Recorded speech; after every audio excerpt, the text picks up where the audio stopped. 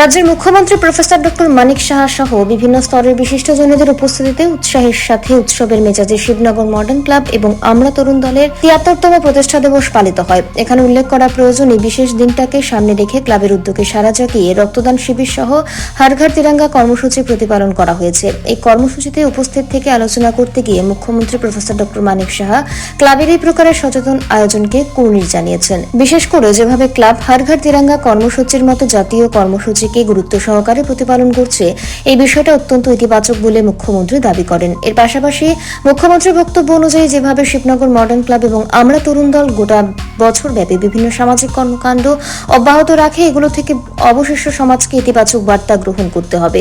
আগামী দিনে ক্লাবের উত্তরোত্তর বৃদ্ধি কামনা করার পাশাপাশি এই ক্লাব বিভিন্নভাবে সমাজের পাশে দাঁড়াবে, এই প্রত্যাশা মুখ্যমন্ত্রী ছাড়াও রাজ্যসভার সাংসদ রাজীব ভট্টাচার্য ওনার আলোচনায় রাখেন।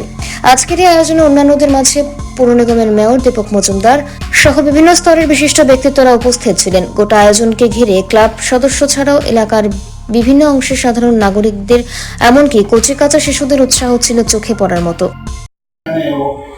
আহ্বান রাখবো, আপনাদের পাশে সরকার থাকবে, কিন্তু এটাকে একদম তৃণমূল স্তরে আমাদের কিভাবে বন্ধ করা যায় সেই চেষ্টাটা আপনারা করবেন।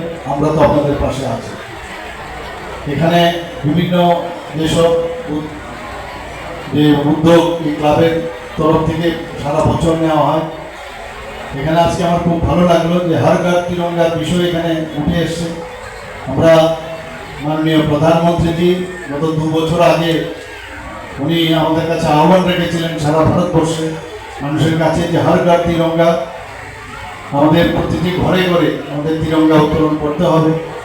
আমরা আগেও তিরঙ্গা উত্তোলন করেছি, কিন্তু আমরা সেই যে একটা পেট্রিয়টিজমের যে বিষয় সেটা কিন্তু আমাদের ছিল গত 2 বছর ধরে, এবং এই বছর আমরা সেই কাজে আমাদের সরকারি পর্যায়ে তো করছি, কিন্তু বিভিন্ন ক্লাব এবং আপনাদের মতো যে ক্লাব এবং প্রতিষ্ঠান সবাই কিন্তু এতে সামনে এগিয়ে এসছে। আমাদের মাননীয় প্রধানমন্ত্রী আহ্বান রেখেছিলেন যে 75 সীমান্ত গ্রাম বীরকানা, এক একটা যে স্লোগানের তাৎপর্য আমরা দেখতে পাচ্ছি এবং সেটাকে কিভাবে স্থায়ীভাবে সেটাকে প্রতিষ্ঠিত করা যায়।